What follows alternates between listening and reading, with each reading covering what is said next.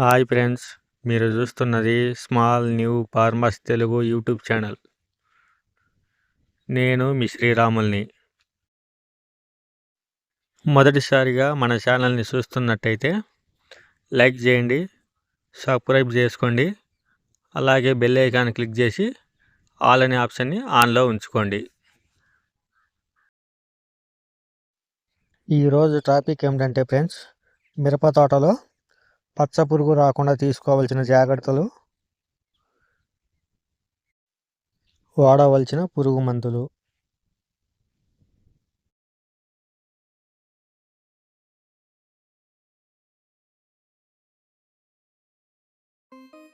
చూడండి ఫ్రెండ్స్, మిరప చేలో తొలిగా వచ్చేసి గడ్డి లేకుండా చూసుకోవాలి. మనం చూస్తున్న మిరప చేను వచ్చేసి గడ్డి ఎక్కువగా ఉండడం వల్ల మిరప తోటలో పచ్చ పురుగు రావడం జరిగింది.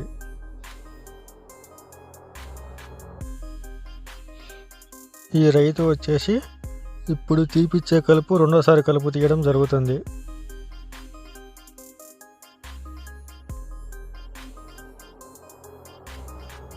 చూడండి ఫ్రెండ్స్, పచ్చ పురుగు ఆకులను ఏ విధంగా తింటుందో.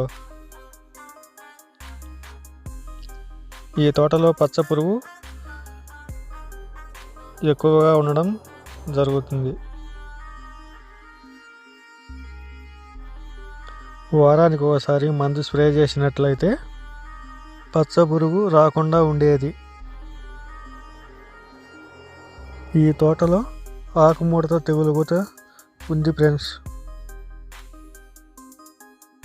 పచ్చ పురుగుకు వచ్చేసి ఎవిసెంట్ 1 ఎకరాకు 24 గ్రాములు కొడితే పురుగు పోతుంది. అదేవిధంగా కోరాజెను, కొక్లీన్తో కలిపి కొట్టచ్చు ఫ్రెండ్స్. పురుగు పోయే అవకాశం ఉంది. అదేవిధంగా బయోర్ కంపెనీది వయోగో ఎకరాకు 100 ml కొట్టిన పురుగు పోతుంది ఫ్రెండ్స్. అలాగే వచ్చేసి లిథోరా 1 ట్యాంకీకి వచ్చేసి 50 ml అదామా కప్పింది. ఈ మందులు కొట్టినట్టయితే పురుగు పోయే అవకాశం ఉంది. వీటిల్లో ఏదైనా ఒక రకం కొడితే పురుగు పోతుంది ఫ్రెండ్స్. మీకు ఏది అనుకూలంగా అనిపిస్తే ఆ మందు తీసుకొని స్ప్రే చేయడం వల్ల పురుగు పోయే అవకాశం ఎక్కువగా ఉంది.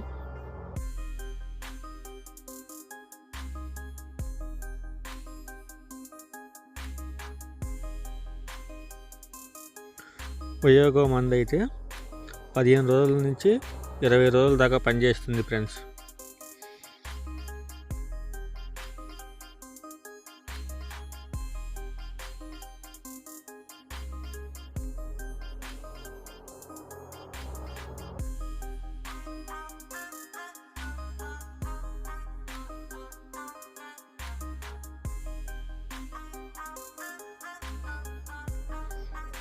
ఈ చేను రాళ్ళ చేను అవ్వడం వల్ల కలుపు ఎక్కువగా పడుతుంది ఫ్రెండ్స్.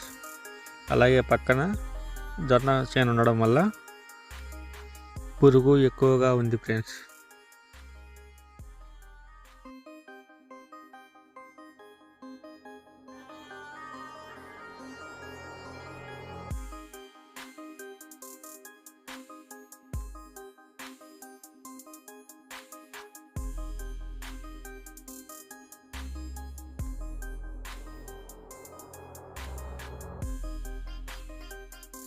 కాయలు ఇప్పుడే స్టార్ట్ కావడం జరుగుతుంది ఫ్రెండ్స్.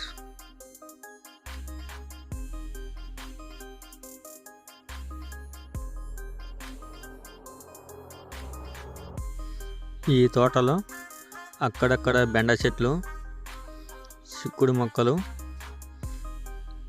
అలాగే బంతి మొక్కలు నాటడం జరిగింది ఫ్రెండ్స్.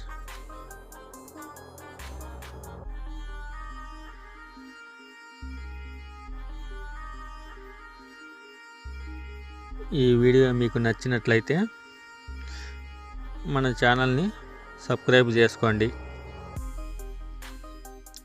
దేశ సైనికులను ప్రేమించండి, రైతులకు సపోర్ట్ చేయండి. జై హింద్.